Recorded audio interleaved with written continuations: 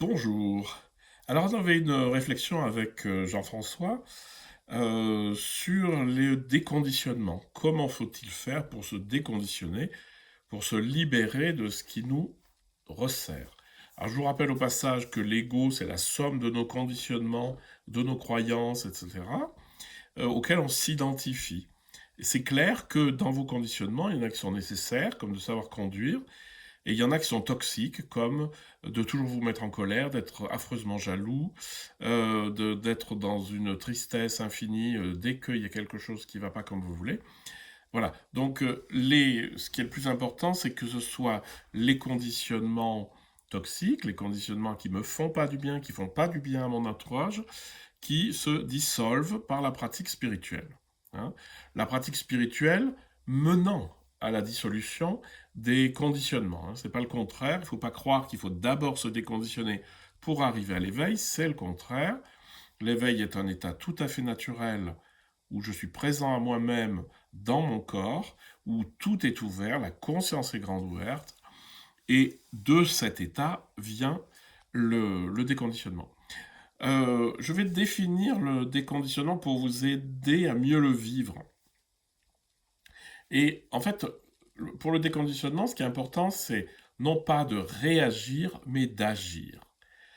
Le conditionnement nous fait réagir, c'est-à-dire que à un input quelconque, vous avez toujours la même réponse.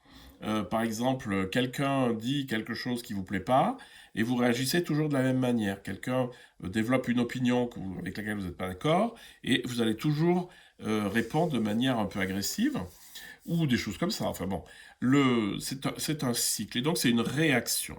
La grosse difficulté, c'est de la voir, parce que la plupart du temps, on est tellement identifié à d'autres réactions, ben, c'est évident qu'il faut que je me mette en colère si on me dit ça. Ben non, c'est pas évident du tout.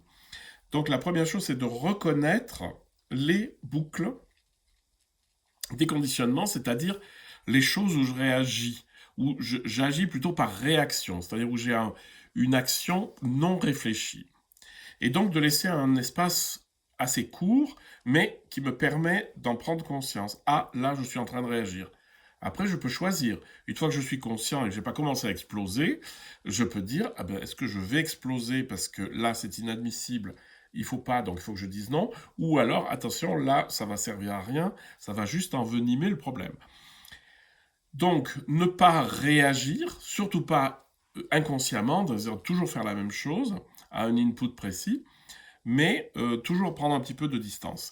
Et la deuxième chose, c'est d'agir. Et là, le moteur de l'agir, pas compliqué, c'est la bienveillance. Mais pas une petite bienveillance bien pensante, la bienveillance qui vient du fond, c'est-à-dire l'amour infini qui est en moi et qui veut le bien. Et donc, dans tous les actes de ma vie, lorsque je dois agir, je dois faire quelque chose, eh bien le critère est très simple.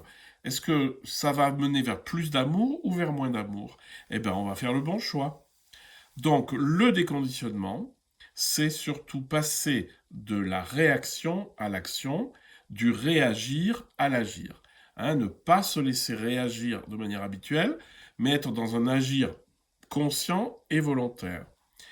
Et très étonnamment, je vous conseille d'essayer parce que ça vaut quand même la peine, on se croit toujours victime de nos conditionnements et que finalement, mais moi ça fait des années que j'essaye et j'y suis jamais arrivé, de toute façon ça changera jamais.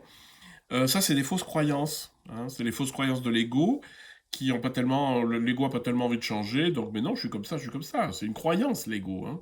Je crois que je suis comme ça. Et ben donc, chaque fois qu'il y a quelque chose qui me dit, mais t'es pas comme ça, je dis, mais non, je suis comme ça. Moi, je me mets en colère pour un rien. Bon. Et donc, de bien voir chaque fois, juste, est-ce que je suis en train de réagir? Ça suffit pour prendre de la distance. Et après la distance, vous choisissez de manière intelligente par rapport à un critère qui peut être la bienveillance. Hein. Et vous vous rendrez compte que ne nourrissant pas les conditionnements, ils s'éteignent. Alors vous allez me dire, c'est un peu simple, hein? Eh bien, vous n'avez qu'à essayer.